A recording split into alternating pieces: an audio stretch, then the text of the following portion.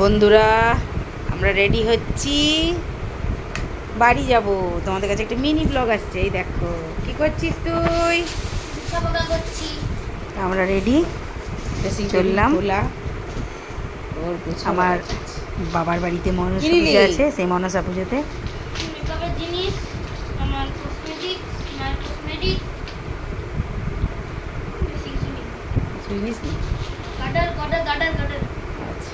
সাজের জিনিস নেওয়া শেষই হচ্ছে না। চলে এসেছি পুজো বাড়ি। এইখানে ঠাকুরকে সাজানো চলছে। এটা আমার দিদির মেয়ে, মাকে সাজাচ্ছে। বাড়ির পুজোর আনন্দই আলাদা না। আর ঠাকুরের মুখখানিও কি মিষ্টি দেখুন, একদম জগদ্ধাত্রীর মতো। মা মনসার পুজো, কিন্তু মনে হচ্ছে মা জগদ্ধাত্রী ঠাকুর।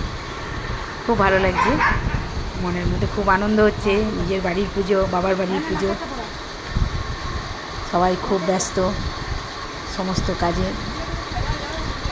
আমরা পুজো দিন সকালে এসেছি, সকালে ঠিক না, আমরা দুপুরবেলা এসেছি। সেই সাজানো বাজানো চলছে। কি ভালো লাগছে না, সাদার উপরে গোল্ডেন ঠাকুরের নেকলেস, দারুণ লাগছে। আর কি মিষ্টি মুখখানি, মনে হচ্ছে তাকিয়েই থাকি। না না চল, আমিও যাচ্ছি। এদিকে চলছে আলপনা দেওয়া। দিদির কন্যা আলপনা দিচ্ছে। ওর খুব সুন্দর হাতের কাজ, সেই জন্য আলপনা দিচ্ছে। এদিকে বসে আছে আমার বোনের ছেলে, ছোট বোনের পুত্র। এদিকে বাবা আর শ্রীকান্ত আমাদের বাড়িতেই থাকে, বাবার কাছে। কি সুন্দর লাগছে। ঠাকুরকে গয়না পরানো হয়ে গেছে। এদিকে আমার কন্যাশ্রী প্যাট প্যাট করছে। ওর দিদিভাই আলপনা দিচ্ছে, ও দাঁড়িয়ে দাঁড়িয়ে দেখছে আর বক বক করে সবার মাথা খারাপ করছে। এক মনে আলপনা দিয়ে যাচ্ছে, সেই চেঁচিয়ে ডাকলাম, কই রে এদিকে তাকা। আর এই যে এটা মহা চঞ্চল, আর এটি আমার দিদির পুত্র। দিদির ওই এক মেয়ে আর এক ছেলে, বোনের মেয়ে ছেলে আর আমার মেয়ে।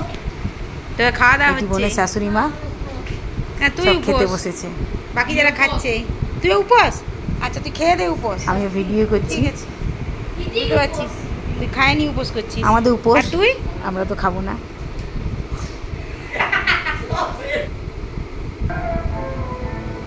যাই হোক, ওরা খাওয়া দাওয়া করুক। আমি চলে এসেছি আমাদের পুজোর ওখানে, যেখানে ঠাকুর সাজানো হচ্ছে।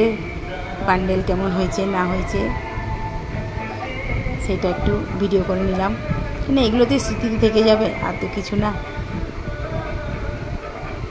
সেই জন্য সুন্দর করে একটু ভিডিও করে নিলাম। কি ভালো লাগছে না। আর একদিকে গান চলছে, সব সাজানো গোছানো চলছে, কারণ সময় আর বেশি নাই। আবার নতুন পর্ব